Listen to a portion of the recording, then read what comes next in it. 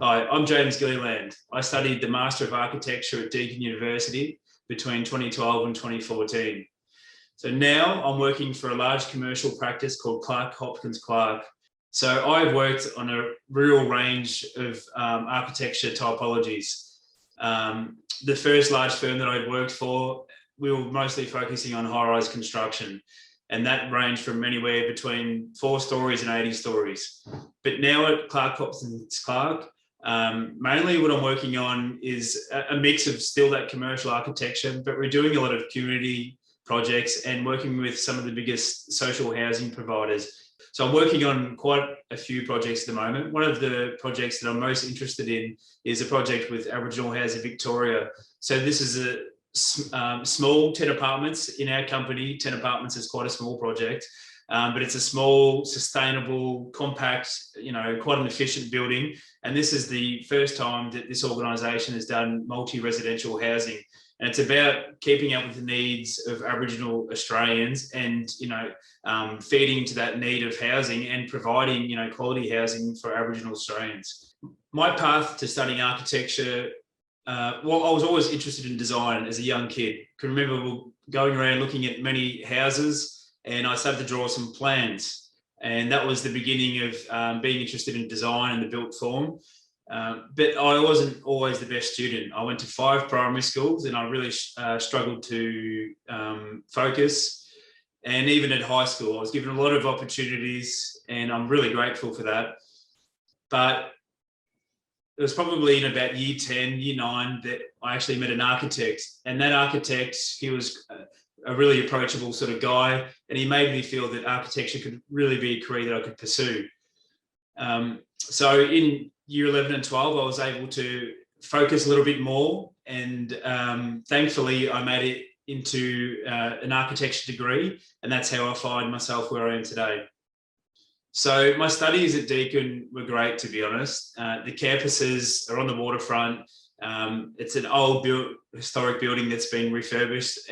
Lots of natural light. The studios are big and open. And there's a real team environment. So my time at Deakin was something that I really quite enjoyed. And that team environment really set me up for working out in professional practice. So some of my most memorable experiences at Deakin, these included some of the exhibitions. So there was one of the final year exhibitions for the thesis where I was able to bring my family and friends down to, and they made the effort of coming down from Melbourne to see all the renderings and drawings that we had done for our thesis. And that was really quite a proud moment because you're able to show all the hard work that you've done as an architecture student. Because to be honest, it takes a lot of hours, to do these design classes. And there's a lot of effort that goes into it. Something that I wish that I perhaps did a little bit more of at Deakin University would have been some of the more technical subjects and electives that I could have taken up. So the cost planning subjects for me, as soon as I got out of the industry, I could see how they could be of a real benefit. There's probably a little bit of a disconnect between the professional practice and some of the subjects that are taught at other universities. But I felt at Deakin, they were very practical subjects that were able to be applied as soon as I went out into the industry. Part of being an architect is about passion. And I'm passionate about construction, environmental issues, cultural issues. And it's through those, different aspects and my passion for those that I've been able to become somewhat of a successful architect. So to study architecture, you don't have to be a straight A student. It's a really important message that I'd like to get out to students. I was actually lucky enough to study under an Indigenous scholarship, and that provided opportunities to travel overseas and to be involved in different work integrated learning opportunities. And it's celebrating my Indigenous heritage is something that I've luckily been able to do at the practice that I work at, Clarke Hopkins Clarke. And part of me speaking here today is I really want to encourage young Aboriginal students to understand that architecture is a real career path for you. You've got the opportunity to make such a difference in not just the built environment, but the buildings that we create. They have tangible outcomes for communities, and you can see that. There's a lot of stigma around architecture, People think that all we do is sit around drawing watercolor paintings, but it's really not the case.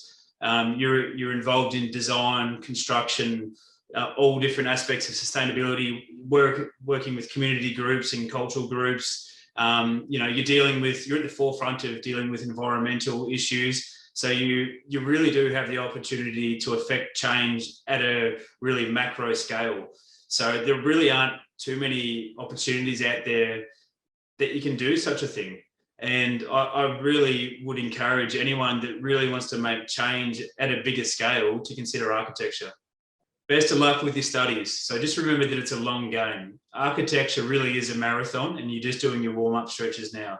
So remember to look after yourself, and I hope that I bump into you all in the future sometime.